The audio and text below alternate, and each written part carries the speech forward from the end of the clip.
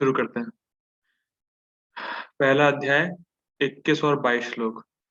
अर्जुन उवाच सेनयोर्भयोर्मध्ये रथं स्थाप्य में अच्युताः यावदितानि निरीक्षेऽहं योद्धुकामान् अवस्थितान् कर्मया सायोध्यव्यम् अस्मिन् रणसमुद्यमे। तो कल का लिंक था कि कल का लिंक देख लेते हैं एक बार।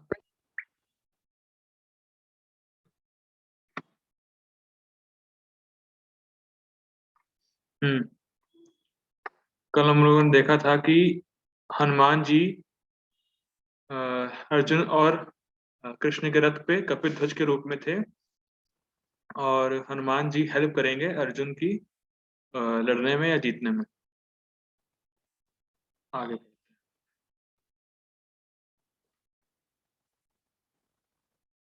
टेक्स्ट पढ़ते हैं, अनुवाद। अर्जुन ने कहा, हे अच्युत, कृपा करके मेरा रथ दोनों सेनाओं के बीच में ले चल, जिससे मैं यहाँ युद्ध की अभिलाषा रखने वालों को और शस्त्रों की इस महान परीक्षा में जिनसे मुझे संघर्ष करना है उन्हें देख सकूं। टीका पढ़ते हैं। टीका बाय श्रील बलदेव विद्याभूषण की जय। टीका पढ़ने से पहले एक बार हरे कृष्णा महामंत्र बोलेंगे। हरे कृष्णा कृष्णा कृष्णा हरे हरे, हरे राम राम राम हरे हरे। अब अर्जुन कह रहे हैं, हे अच्युत, अर्थात जो भक्त वात्सल्य और परम ऐश्वर्य के गुणों में स्वभाव से ही सिद्ध हैं। इसका मतलब क्या है? इसका मतलब ये है, इस जगत में जैसे कोई हम लोग को बोलता है कि तुम दयालु बनो, तुम सच बोला करो, तब हम लोग दयालु और सच बनने का प्रयास करते हैं।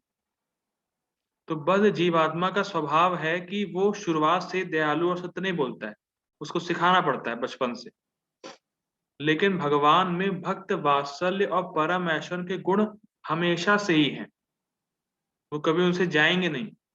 वो हमेशा से ही उनके उनमें विद्यमान है, भक्त वात्सल्य और परम ऐश्वर्य भगवान का स्वभाव है। वो स्वभाव से ही सिद्ध है, मतलब भगवान में स्वभाव से ही भक्त वात्सल्य और परम ऐश्वर्य के गुण विद्यमान है, ये बोला जा रहा है। और ये गुण किसी भी पोजीशन में किसी भी हालत में उनसे च्युत मतलब उनसे हटते नहीं, इसीलिए अच्युत बोला गया है।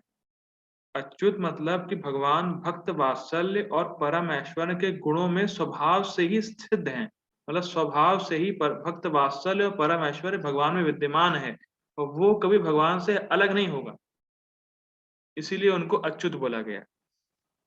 आगे पढ़ते हैं।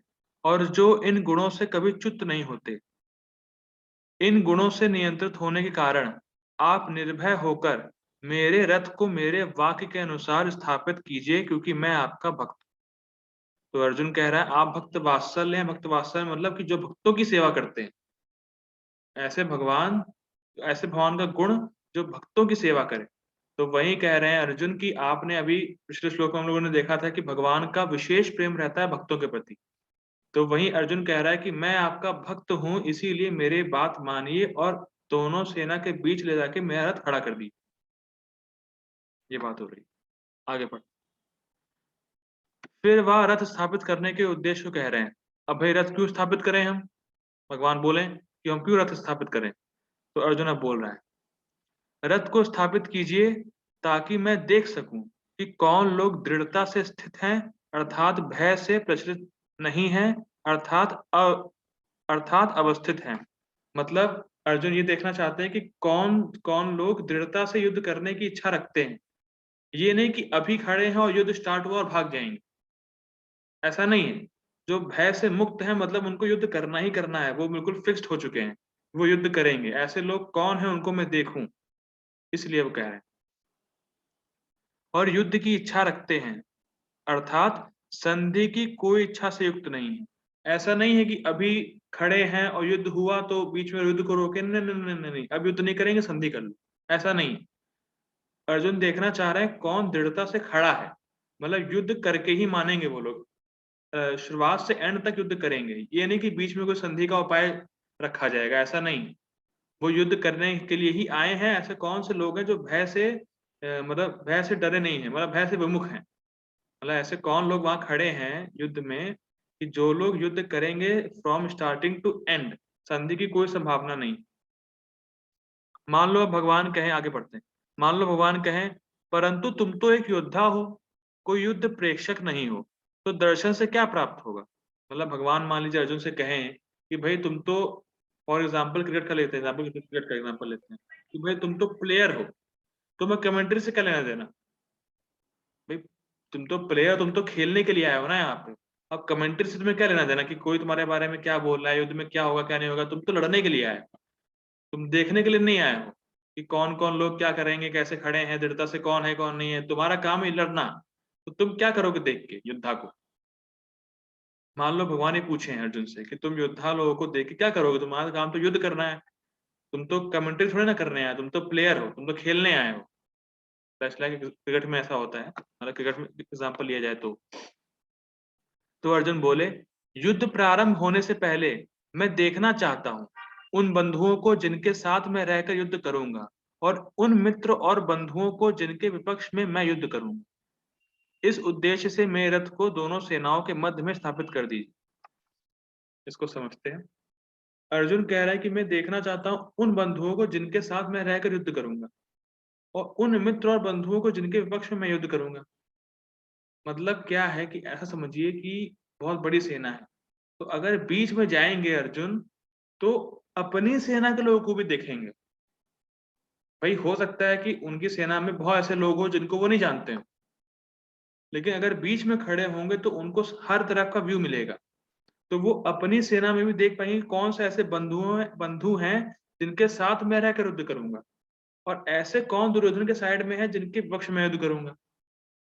तो यहाँ से एक पॉइंट क्लियर हो रहा है कि अर्जुन को भी नहीं पता है कि कौरवों की सेना में कौन से लोग हैं, और अपनी सेना में कौन से, मतलब ज्ञात नहीं है उनको कि सब लोग के बारे में नहीं पता अर्जुन को। कुछ कुछ लोगों के बारे में पता है, और वो वहां जाके देखेंगे अच्छी तरीके से कौन कौन कहाँ कहाँ से आए हैं। और ऐसे ही दुर्योधन को भी नहीं पता था कि पांडवों की सेना में कौन कौन से लोग आए। इसीलिए उन्होंने दूसरा श्लोक बोला, दृष्टवा तो पांडवानीकम, कि देख कर। संजय ने कहा कि दुर्योधन ने देख कर, वह दुर्योधन भी देख रहे हैं कौन कौन से लोग वहां पर आए। तो ऐसे ही अर्जुन भी देखना चाहते हैं युद्ध से पहले कि मेरी सेना में कौन कौन से लोग हैं जिन्हें मैं नहीं जानता हूँ, जिनके साथ मुझे युद्ध करना है, और कौन कौन से ऐसे विपक्ष में लोग हैं जिनके अपोज अपोज में रह के मुझे युद्ध करना है। ये कहने का मतलब, वो दोनों साइड को अच्छी तरीके से देखना चाहते थे कि कौन कौन से लोग वहां हैं जिनको वो नहीं जानते हैं।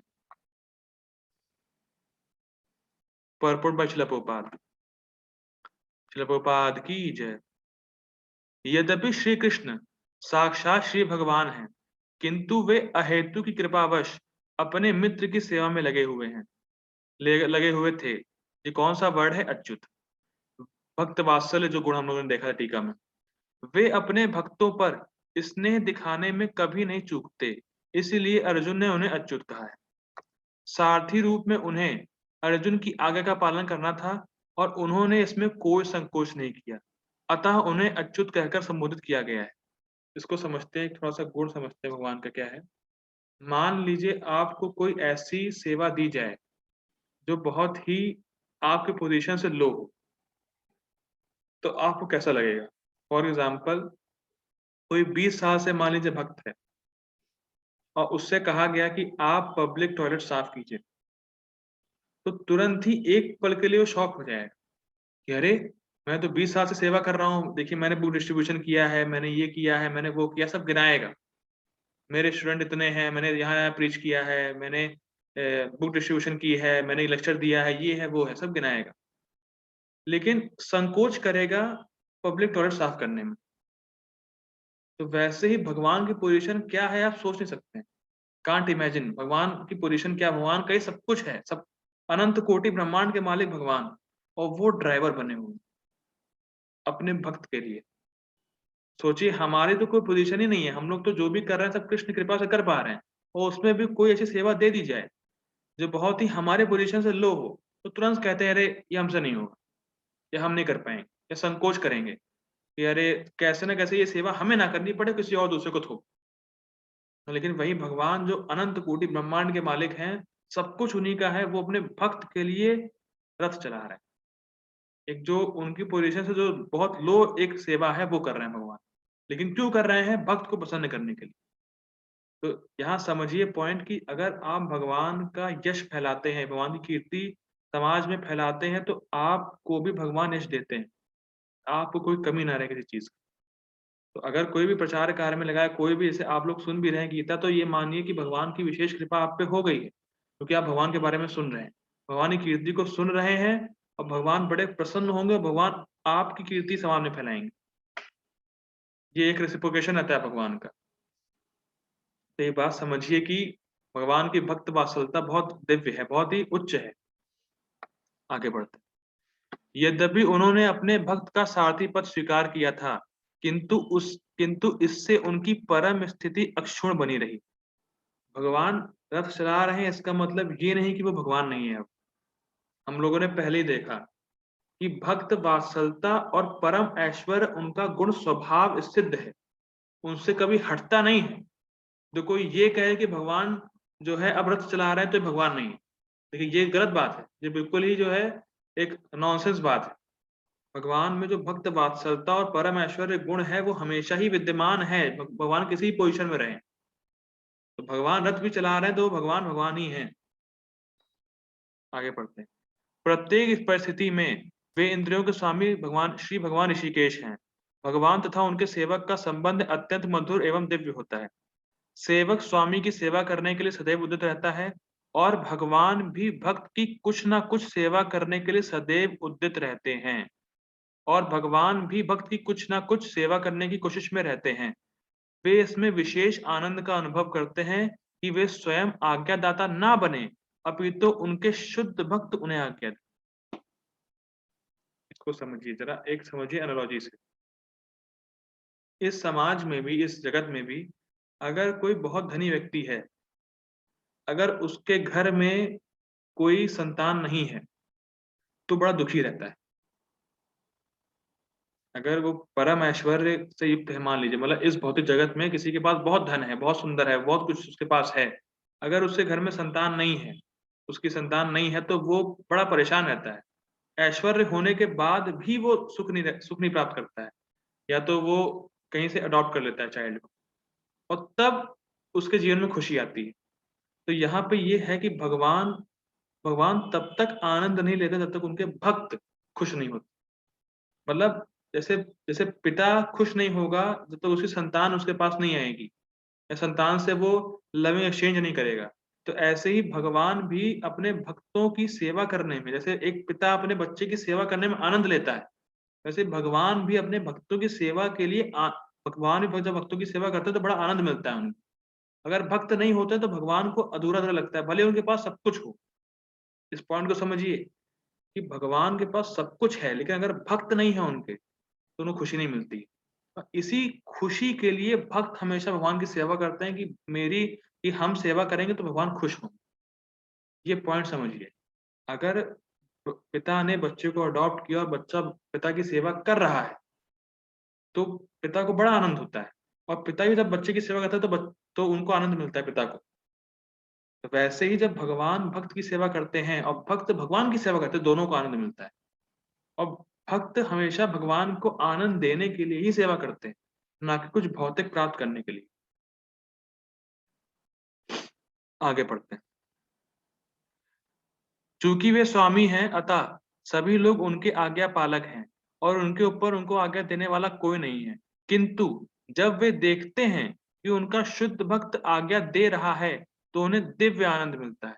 जैसे अगर बच्चा पिता को आदेश दे, तो पिता को बड़ी खुशी होती है, कह रहे देखो बच्चा मुझसे ये बोला, उसने कोई डिमांड करी। जैसे आप लोग भी देखा होगा कि जो पिता होते हैं समाज में भी, इस जगत में भी, अगर बच्चा उनसे कोई डिमांड करता है तो पिता को खुशी होती है कि बच्चे ने मुझसे अपने दिल की बात रखी।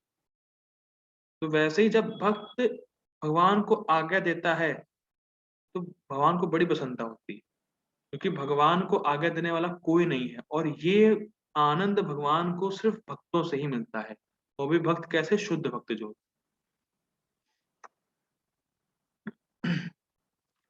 आगे बढ़ते हैं। तो उन्हें दिव्य आनंद मिलता है यद्यपि वे समस्त परिस्थितियों में अच्युत रहने वाले हैं। लेकिन अगर शुद्ध भक्त आज्ञा दे रहा है, इसका मतलब ये नहीं कि वो भगवान नहीं रहे। इसको समझिएगा, बाबा प्रभुपाद जी ये पॉइंट बाबा ये लिख रहे हैं कि भगवान रथ चला रहे हैं, भगवान भक्त की आगे को मान रहे हैं, इसका मतलब ये नहीं कि भगवान भगवान नहीं रहे अब। और टीका में बलदेव वेदांत भूषण जी भी लिखते हैं कि हमेशा भक्त वात्सल्य और परम ऐश्वर्य भगवान के स्वरूप सिद्ध में रहता ही है, उनसे कभी हटता नहीं है, भगवान में हमेशा विद्यमान रहता है। ये पॉइंट को थोड़ा सा समझिएगा। आगे बढ़ते हैं। भगवान का शुद्ध भक्त होने के कारण अर्जुन को अपने बंधु बांधवों से युद्ध करने की तनिक भी इच्छा नहीं थी, किंतु दुर्योधन द्वारा शांतिपूर्ण समझौता न करके हठ धर्मिता पर उतारू होने के कारण उसे युद्ध भूमि में आना पड़ा। अतः वह यह जानने के लिए अत्यंत उत्सुक था कि युद्ध भूमि में कौन कौन से अग्रणी व्यक्ति उपस्थित हैं। यद्यपि युद्ध भूमि में शांति प्रयासों का कोई प्रश्न नहीं उठता, तो भी यद्यपि युद्ध भूमि में शांति प्रयासों का कोई प्रश्न नहीं उठता, तो भी वह उन्हें फिर से देखना चाह रहा था और यह देखना चाह रहा था कि वे इस अवांछित युद्ध पर किस हद तक तुले हुए हैं। हम लोगों ने टीका में देखा था कौन-कौन दृढ़ लोग हैं, दृढ़ मतलब हमेशा मतलब फिक्स्ड हो चुके हैं। अब वो फिक्स्ड हो गए हैं फाइटिंग के लिए, कौन-कौन से ऐसे लोग हैं जो संधि नहीं करेंगे अब और फिक्स्ड हो गए हैं, वो अर्जुन देखना चाह रहा था, पहला पॉइंट। और दूसरा पॉइंट, मैं सबको देखना चाह रहा था, किनके साथ उसको युद्ध करना है, मतलब किसके साथ उसको युद्ध करना है, मतलब किसके साथ, मतलब किसके साथ, मतलब कौन से उसके ही साइड के लोग हैं और कौन से अपोजिट साइड के लोग हैं, वो दोनों को देखना चाह रहा था।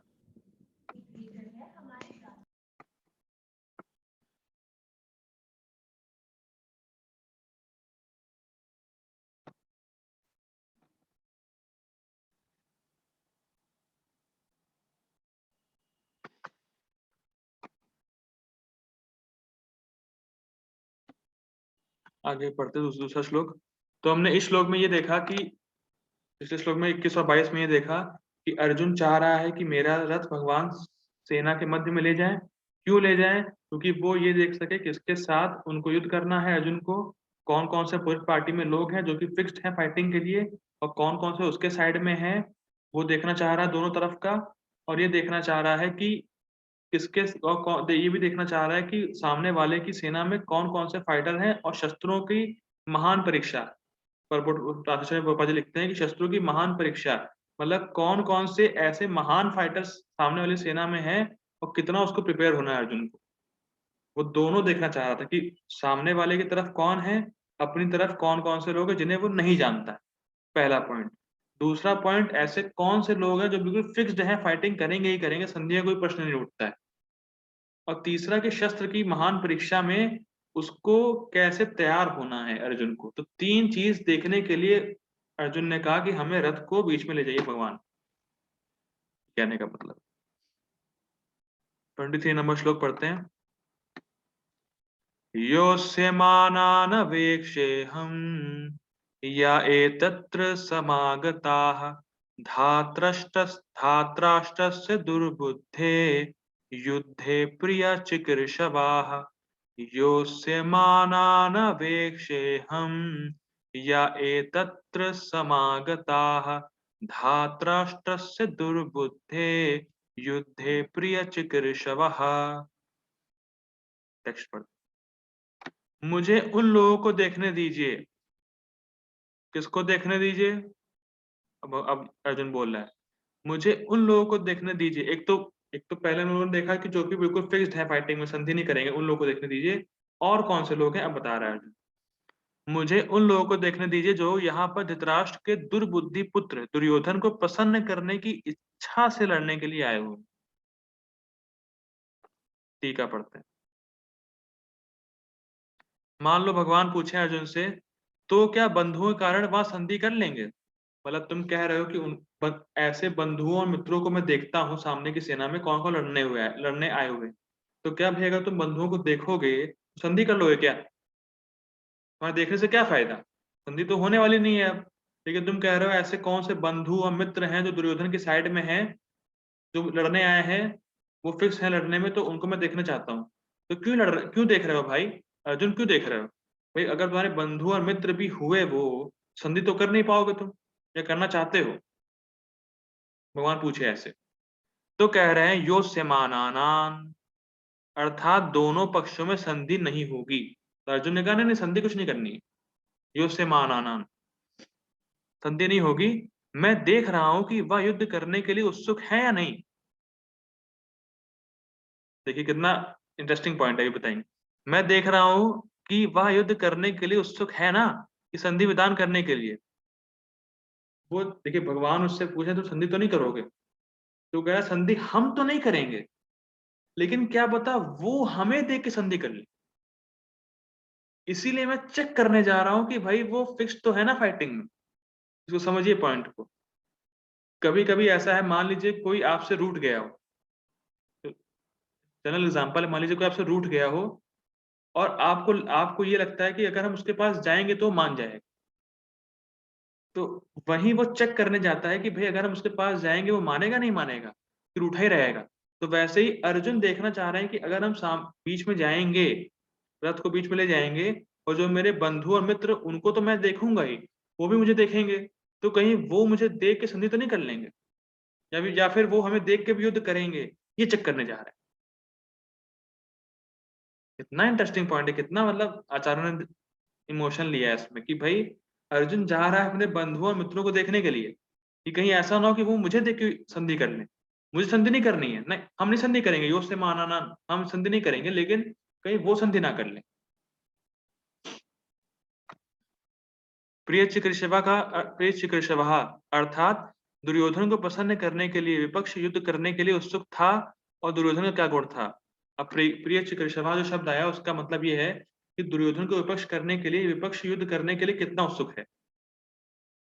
प्रिय चिकित्सा का मतलब है कि भाई मान लो उसने मुझे देखा और उसको संधि करने का मन हुआ अभी, मान लीजिए, लेकिन दुर्योधन को प्रसन्न करने के लिए वो युद्ध करने के लिए कितना उत्सुक है। तो अगर दुर्योधन को प्रसन्न करना उसका मेन प्रायोरिटी होगी, संधि नहीं करेगा वो। इसको दोनों पॉइंट समझिए इसको। अगर उसने मुझे देखा तो कहीं संधि तो नहीं कर लेगा, ठीक, नहीं करेगा। क्यों नहीं करेगा? क्योंकि दुर्योधन को प्रसन्न करना है उसको। दुर्योधन को प्रसन्न करने के लिए युद्ध करना पड़ेगा, और युद्ध करने के लिए कितना उत्सुक है। इतना डीप मीनिंग है। और दुर्योधन का क्या गुण था? और दुर्योधन का गुण क्या है जिसके लिए प्रसन्न कर रहे हैं उसको? भाई दुर्योधन में कोई गुण होगा ना जिसके लिए प्रसन्न किया जा रहा है उसको। तो दुर्योधन का क्या गुण था? अब आगे टीका पढ़ते हैं। दुर्बुद्धि। दुर्योधन का गुण यह है कि वो दुर्बुद्धि है। अर्थात अपने जीवन रक्षा के उपाय से भी अनभिज्ञ दुर्योधन जो धृतराष्ट्र का पुत्र था, और इस तथ्य से अनभिज्ञ था कि वह इस युद्ध में मरने वाला है। देखिए दुर्बुद्धि है दुर्योधन, क्यों? क्योंकि उसको पता ही नहीं है कि मैं अपने जीवन की रक्षा करूंगा कैसे। क्यों ऐसा बोला जा रहा है? क्योंकि जब जब भीम ने प्रतिज्ञा ली थी कि मैं अपनी गदा से दुर्योधन की जांग तोड़ दूंगा, तो बहुत से ऋषियों ने, जैसे वो थे मैत्रेय ऋषि, तो मैत्रेय ऋषि ने दुर्योधन को श्राप दिया था कि भीम तुम्हारी जांघें तोड़ देगा। फिर भी वो युद्ध करने आया है। तो उसको पता ही नहीं कि अगर युद्ध करने जाएंगे तो वो बात सच होगी ही होगी और हम मारे जाएंगे। तो वो दुर्बुद्धि है कि मतलब उसको पता है कि हम मारे जाएंगे, लेकिन फिर भी युद्ध करने आया है, और युद्ध में भी उसको पता नहीं कि हम अपनी जीवन की रक्षा कैसे करेंगे, हम अपने आप को कैसे बचाएंगे युद्ध में, उसको वो भी नहीं पता है। और उसको ये भी नहीं पता है कि युद्ध में हमें मरना ही मरना है। क्यों मरना है? क्योंकि वहां भगवान श्री कृष्ण है, और उसने भगवान के फैक्टर को नहीं माना। पहली बात तो भगवान के फैक्टर उसने कट कर दिया, और दूसरा वो ये भी नहीं देख पा रहा है कि वहां सब दिव्य है, सब दिव्य स्थिति है वहां पे, हमें तो मरना ही मरना है।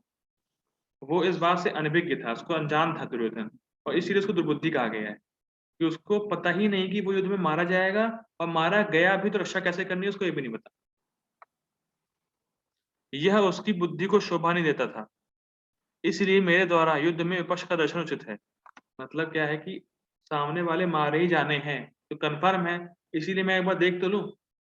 देखिए यहाँ पे भी एक अच्छा पॉइंट है कि जो पहले मरने वाला है, मरने के बाद तो क्या है, क्या देखेंगे मरने के बाद? तो मरने से पहले देखते हैं कौन कौन मरने वाला है।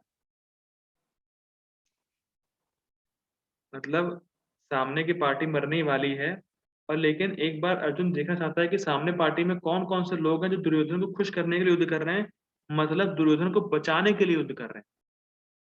और दुर्योधन को बचाने के लिए युद्ध तो कर रहे हैं वो, लेकिन वो दुर्बुद्धि है दुर्योधन। वो तो बचेगा ही नहीं, क्योंकि उसको पता ही नहीं कि हमें बचना कैसे है, वो तो बचेगा नहीं। और सामने वाले भी मारे जाएंगे, तो इसीलिए पहले देख लेते हैं। ये बात है। परपुर शिला प्रभुपाद की जय।